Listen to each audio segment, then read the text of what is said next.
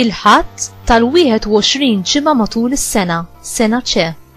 Qari mill-Evanġelju ta' San Luqa, kapitlu 13, versi minn 22 sa 30. F'dak iż-żmien, Ġesu u sejjer lejn Ġerusalem għadda jgħallem xi bliet u rħula.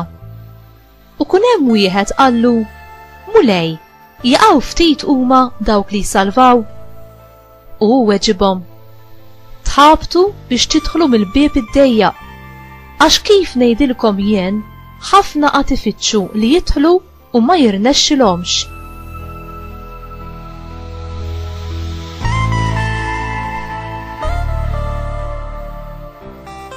Għax meta sit id-dar ikun qam jagħlaq il-bieb, intom tibqgħu barra u tibdew tħabtu l-bieb u tgħidu: Mulej, iftħilna! Iżda hu iweġibkom u jgħid: Ma nafx mnejn intom. Imbagħad taqbdu tgħidulu: Kilna u xrobna miegħek aħna u intallimt fil-pjazzett tagħna. U iwieġeb u jgħidilkom: Ma nafx mnejn intom, morru minn qudiemi, intom il-koll li tagħmlu dak li mhux sewwa.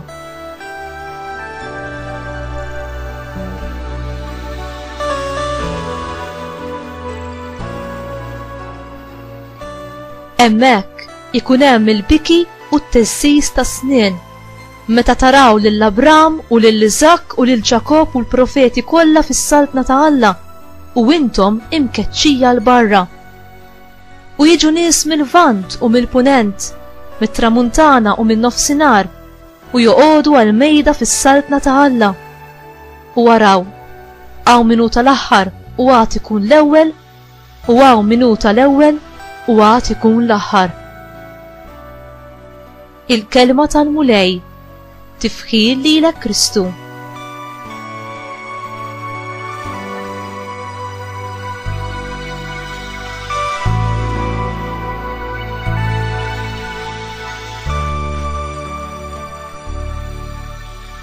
L-immaġni tal-bieb x'tgħidilna dwar is-saltna ta' Alla?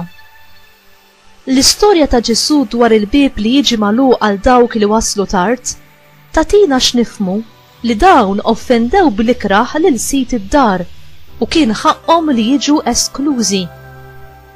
Kienet użanza għall-għalliema fi żmien Ġesu li jagħlqu l-bieb għall-istudenti li jittardjaw u ma kinux iħalluhom jidħlu għal ġimgħa sħiħa biex jgħallmuhom lezzjoni dwar id-dixxilpina u l-fedeltà.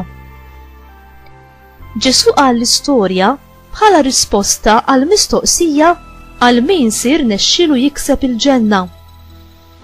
L-għalliema ta' żmienu kienu jemnu li l-Iżraelin kollha kienu se jsalvaw ħlief għal ftit midinbin pubbliċi li jeskludu lilhom infushom. Fuq kollox huma kienu magħżulin b'mod speċjali minn Alla meta daħal f'patt magħhom. Ġesu jissorprendihom billi jgħidilhom li l-fatt li huma l-poplu l-magħżul ma kellhomx garanzija li kienu se jidħlu l-ġenna awtomatikament. Iżid jgħid li anke l-pagani se jidħlu fis-saltna.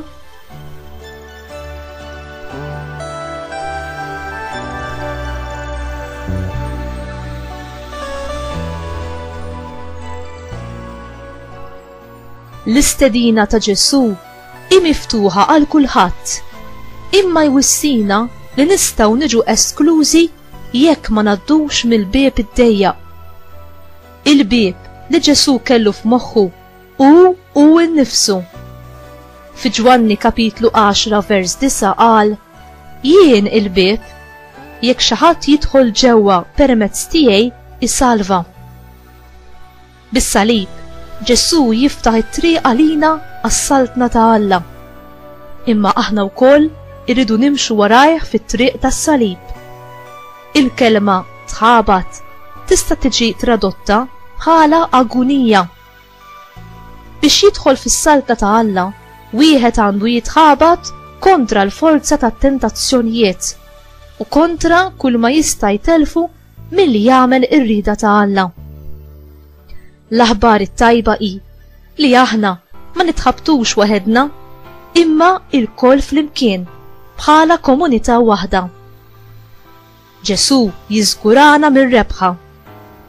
U inti, tafda fil-grazzja u l-għajnuna ta' Alla, mod speċjali f'mumenti ta' tiġrib u tentazzjonijiet?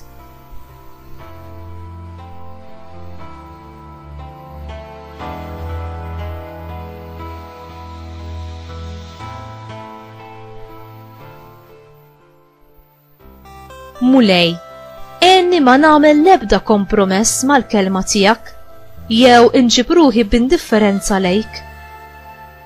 Aziza Marija, inti waħda mill-aqwa għajnuniet essenzjali li Alla tagħna. Imxi magħna nitolbuk din it-triq imħarbta ta' din id-dinja u għamel li miegħek bħala omna aħna naslu ħdejk fil-ġenna. Amen.